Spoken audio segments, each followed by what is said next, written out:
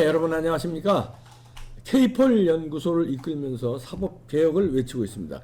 강신업 변호사 나오셨는데요. 자, 이제 국감이 이제 들어가죠? 네, 오늘부터 이제 국감이 시작이 됩니다. 근데 이제 항상 국감을 하면 국감 스타가 등장하거든요. 네. 그전에는 보통 이제 스타가 의원들이 스타가 됐습니다. 이번엔 아니에요? 이번에는 한동훈 장관이랑 또 원희룡 장관 같은 경우도 스타 가능성이 있고요. 네. 저는 좀 근데 정말 숨겨진 이제 스타가 하나 숨겨진 이제 스타 나온다? 밖으로 이제 딱 튀어나온다. 물론 지금까지도 많이 알려지긴 했습니다만은 이복현 금감원장 아시죠? 예. 네, 이복현 금감원장은 검사 아닙니까? 그렇죠. 그런데 검사 출신이죠. 예, 이 검사 현직 검사를 그 당시 바로 금감원장으로 앉힌 거거든요.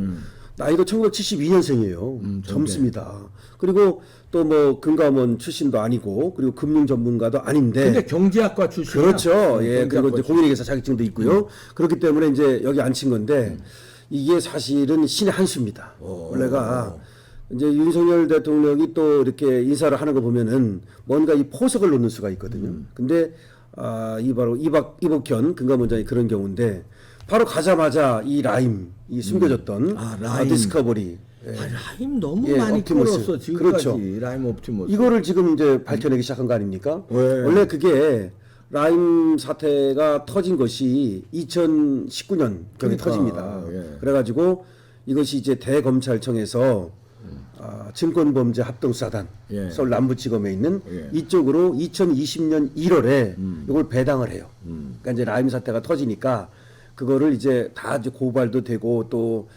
검찰에서 인지한 거를 가지고서 이거를 남부지검에서 수사를 하라 이렇게 이제 지시를 해서 배당을 했거든요. 예. 그랬는데 요 라임 요 사건이 남부지검으로 증권범죄 합동수사단으로 간지 2주 만에 14일 만에 추미애가 2020년 그러니까, 추미애. 1월 28일 날 바로 증권범죄 합동수사단을 해체시켜 버린 겁니다.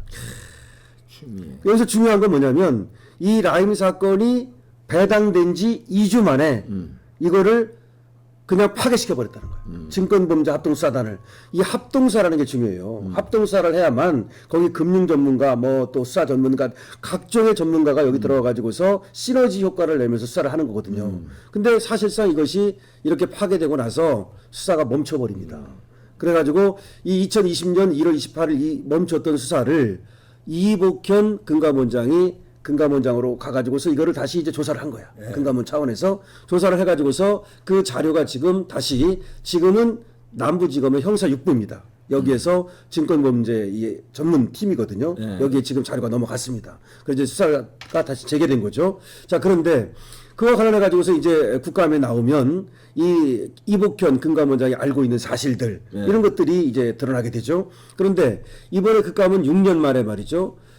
직접 금감원 건물에 가서 국감을 합니다. 금감원 건물에 가서 그러니까 이제 국회에 나와서 하는 것이 아니라 이거는 뭔가 좀 집중적으로 이 국정감사 한다는 의미도 있고 반대로 얘기하면 이 금감원에서도 그렇게 해주기를 요청했을 거예요. 그러니까 만반의 준비를 갖추고 이 국감을 하겠다는 얘기인데 이렇게 되면 이복현 금감원장이 저는 스타로 떠오를 것이다 이렇게 생각을 하는데 자 그러면 한번 보십시오. 이 라임이 1조 6천억 정도의 지금 피해가 났다는 것이고 그 다음에 디스커버리하고 옵티머스 합치면 2조가 넘는 아직도 회복되지 않은 피해가 2조라는 얘기입니다. 전체는 뭐 5조 정도가 되고 회복되지 않은 피해가 2조 정도가 됩니다. 피눈물을 흘렸습니다. 그런데 이 돈의 일부를 여러분들이 아시다시피 김봉현 스타모빌 대장 그자가 이제 먹었다는 건 우리가 알고 있는 거 아닙니까? 그자가 근데 여러 가지 뭐 재판 로비를 해가지고 보석도 받고 도망도 다니고 뭐 그랬습니다. 그래서 1심에 30년을 받고 2심에도 30년을 좀 받았습니다. 1심에 들어갔는데 또 탈옥을 하려고 뭐 계획을 하고 탈옥도 한번 했었고. 한번 했었습니다. 그자 뭐 탈옥은 아니지만 이제 그렇게 도망을 다니다가 탈옥을 시도했던 거죠. 시도. 감옥에 가서도 시도는 했었습니다. 그전에 도망 다닌 거고.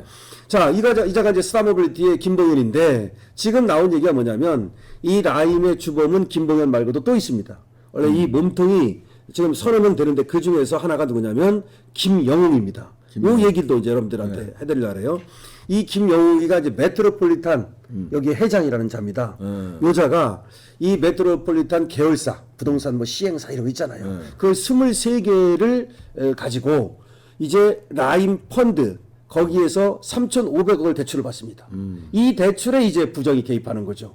그래가지고 3,500억을 대출을 받아가지고서 이걸 안 갚았으니까. 그래가지고 결국 라임이 부도가 나는 거 아닙니까? 이 펀드가. 그래서 환매 중단 사태가 벌어지고 이렇게 되는데 이 3,500억을 가지고 또 이제 이걸 안 갚는 식으로 지금 부도를 냈다는 것이고.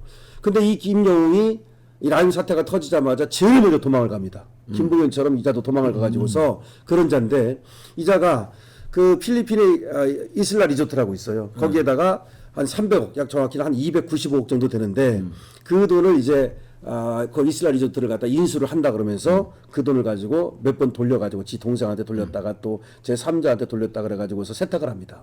그래서 약 300억에 가까운 돈을 세탁을 해가지고 이거를 민주당 관계자들 한테 이제 이게 넘어갑니다. 그래서 그걸 보면은 민주당 관계자 누굽니까? 전호철이라고 하는 민주당 강원도당 이 후원회장 이런 걸 했던 자인데 이자한테도 한 70억 정도가 넘어가고 또 다른 자한테도 또 한 50억 정도가 넘어가고 이렇게 해서 돈을 넘기는 이런 일을 하는데 지금 보면은 정치권 로비가 의심된다는 얘기 이것이 어디서 나오냐면 금감원에서 한 얘기입니다. 그러니까 추미애는 그걸 이제 수사를 없애버린 거죠. 그렇죠. 합동 수사를. 그러니까 결국은 뭐냐면 민주당이 죽으니까. 네, 금감원에서 밝혀낸 것이 이 돈의 출처 같은 거 지금 김영웅이라는 뭐 3,500억이라든지 또 295억이 필리핀의 이슬라 리조트를 갖다가 인수한다면서 세탁을 해가지고서 누구한테 넘어갔느냐 이런 것들을 지금 밝혀냈는데 상당 부분은 이제 민주당 지금 관계자들한테 넘어갔다는 걸 밝혀낸 거고 그래서 정치권 로비가 의심된다는 얘기를 하고 있는데 이런 정도가 아니고 사실은 여기서 1조 6천억이니 그다음에 디스커버리니 옵티머스니 이 전체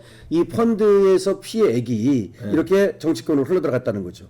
근데 이거를 갖다 이제 수사를 해야 됩니다. 그래서 17일 날부터 금감원에서 이제 국정감사가 벌어지는데 저는 저번에 이제 김상희가 뭐 특혜 환매를 받았다 그거 기억나시죠? 예. 그게 바로 이겁니다.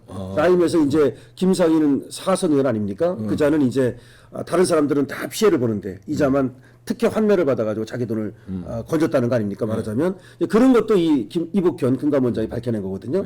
그래서 그 정도는 이제 나와 있는 거고 지금 안 나와 있는 것이 좀 더 나오지 않겠느냐 이런 생각이 들고 이미 나와 있는 걸 얘기한다 하더라도 이 전체를 좀 아주 체계적으로 이 어떻게 된 건지 라임 사태라는 것이 도대체 누가 어떻게 계획을 하고 왜 사태가 벌어진 것인지 부도가 난 것인데 그리고 그 돈이 어디로 흘러갔는지 이런 것들을 파편적으로 지금까지 나와 있을 뿐이거든요. 이걸 종합적으로 이제 이복현 금감원장이 좀 밝혀주기를 바랍니다.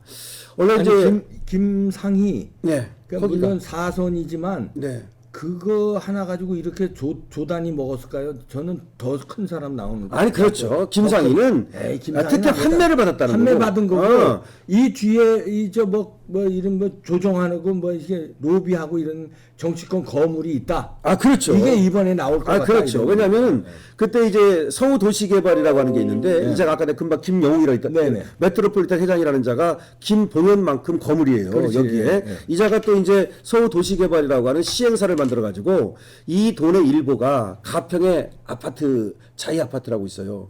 그거를 시행을 해요. 그러니까 이 범죄 수익을 가지고 벌어들인 돈을 갖고 여기서 삥땅 친 돈을 갖고 쉽게 말하면 또 아파트를 뻥튀기를 했어. 그래가지고 돈을 벌었거든요. 그래서 또 이 돈의 일부가 또 정치자금으로 흘러들어가고 이렇게 하거든요. 그러니까 지금 저 박사님 말씀했는데 김상희하고는 다릅니다. 김상희는 그렇지. 지가 손해 볼 거를 손해 안 보고 그걸 건졌다는 빼줬다는 얘기고 특혜를 줬다는 얘기고. 네, 저는 어떻게 생각하냐면. 여기 뭐 사실은 옵티머스니 라임이니 뭐 이낙연 연루설도 있고 다 있지 않습니까? 그다음에 뭐 강기정 연루설 뭐 이런 것들이 있는데 그래가지고서 결국 저번에 증권범죄 합동수사단을 덮어버렸다는 얘기 아닙니까? 그런데 저는 그보다 더 거물 여기 있다는 거죠. 저는 그렇게 보는 겁니다. 그럼 문재인 그렇죠. 저는 이 돈의 일부가 대선 자금이나 경선 자금으로 저는 흘러들어갔을 거라고 봅니다. 그래서 송영길이가 지금 저는 주목되는데요. 송영길. 예, 지금 나온 얘기입니다. 검찰에서 송영길을 수사를 하면서 그 먹사연을 통해서 여수 그 박용화라고 하는 사업가 있지 않습니까? 거기로부터 4천만 원을 받았다는 내용을 기억나시죠? 그래가지고 먹사연을 3쿠션을 통해 가지고 4천만 원을 받았다는 건데 지금 송영길을 검찰이 주목하고 있습니다. 지금 어떤 기사가 나왔냐면은 송영길의 고교 인맥을 지금 조사하고 있다는 겁니다. 그 유명한 무슨 대동고. 대동고 인맥. 어마어마하죠. 근데 이번에 이제 송영길의 그 측근들 이걸 갖다 압수수색하는 과정에서 그 송영길의 고교 인맥 그 휴대폰을 압수했다는 거예요.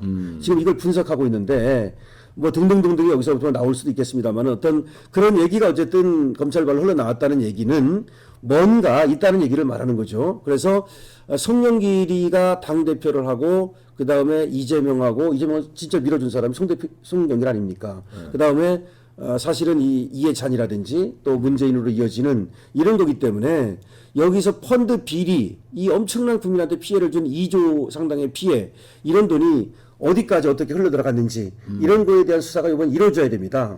그래서 이복현 금감원장을 제가 스타가 될 가능성이 있다고 말씀드린 이유가 이번에 이제 이런 자료라든지 또 이런 것들이 이제 이번 압수수색의 형식을 빌어가지고서 지금 형사 6부로 넘어갔거든요. 서울 남부지검으로 그냥 넘겨주는 게 아니라 서울 남부지검에서 금감원을 압수수색을 했어요. 그래가지고서 이제 모든 자료를 다 가져갔단 말입니다. 물론 뭐 그 협의하에 압수수색을 했겠지만은 그래서 이번에 저는 어떤 생각을 하냐면 제가 지금 사법비리 이 법조 카르텔, 이 이권 카르텔 여기에도 엄청난 분노를 하는 사람인데 그거 이상으로 분노하는 것이 뭐냐면 금융 이 비리, 금융 카르텔. 이거 크지. 이거 어마어마한 겁니다. 이것이 뭐냐면 국민들한테 피눈물을 흘리게 하고 금융기관을 부도나게 하고 사실은 부산저축은행이라고 하는 것도 그거를 뭐 윤석열 대통령한테 뒤집어 씌웠는데 사실은 그 부산저축은행의 그 피해 6조 원입니다. 6조 원. 6조. 그것도 어떤 설이 있냐면 이 광주 인맥 지금 얘기하는 이런 놈들 그 인맥이 이걸 해먹었다는 유력한 설이 있어요. 그렇기 때문에 이 부산저축은행도 이 오래된 얘기지만 이것도 사실은 그 전모를 파헤쳐야 됩니다. 전모를 파헤쳐야 되고 아직 공소시효가 남아 있는 게 있어요. 무슨 말이냐면 50억이 넘으면 무기징역까지 가능합니다. 횡령 X가 말이죠. 그다음에 또 금융기관에서 어떤 돈을 해먹는 거는 더 가중 처벌을 합니다. 그래야죠. 그렇기 때문에 이것이 공소시효가 남아 있어요. 무기징역은 공소시효가 15년입니다. 15년 아직 안 됐거든요. 이게 아직 남아 있습니다.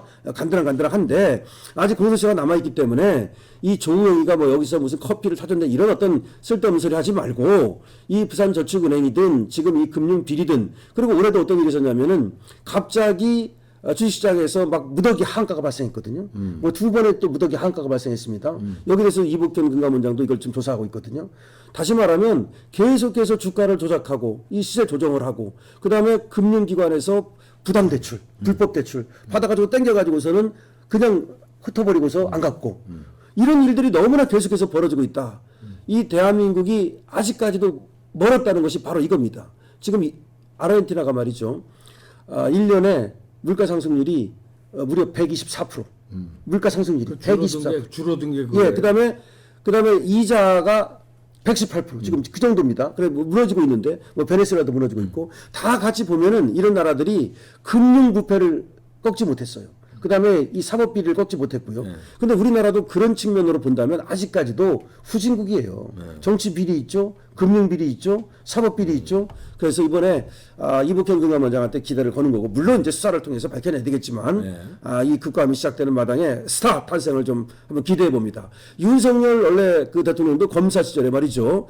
국감하면서 서울 고등법원 국감을 했거든요. 그때 스타가 됐어요. 네, 검사 서울 고등법원 그때 쓰던 겁니다. 그러지, 나는 뭡니까? 사람에게 충성하지 않는다. 그 얘기 거기서 나온 거예요. 나는 사람에게 충성하지 않는다가 그때 스타가 돼서 나왔거든요. 제2의 또 이제 한번 스타 탄생을 한번 기대해 보죠. 제2의 윤석열 나오는구나. 예, 혹시 가능합니다. 예, 갑니다. 뭐 실력은 있고 그럼요. 지금까지도 잘하고 있습니다. 잘 하고 있고 성과를 내줬어요. 근데 이번 국감에서 빵 하고 제대로. 그리고 정의로운 것 같아요. 그래요? 정의로운 것 같아요. 제가 그렇게 느낍니다. 그분이 그분이 상당히 정의로운 사람이다. 이런 사람 우리가 주목하고 힘을 밀어줘야 되겠습니다. 강신업 변호사였습니다.